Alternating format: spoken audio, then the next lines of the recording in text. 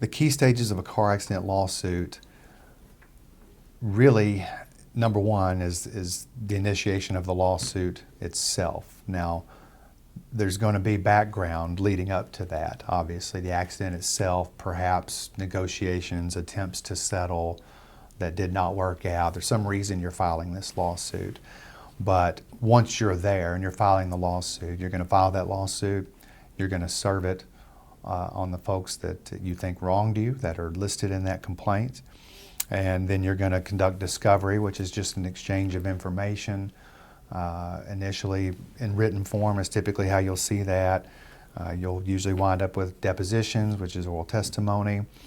And finally, you've got a trial date that's on the calendar.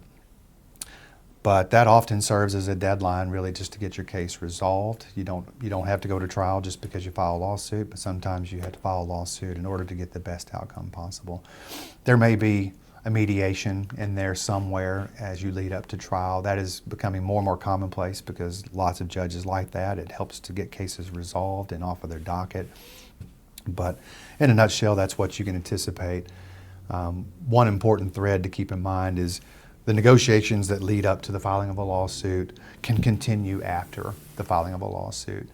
You can get a case resolved amicably even after litigation and without a trial. But sometimes you just can't come to terms and you got to go see what a jury has to say about it.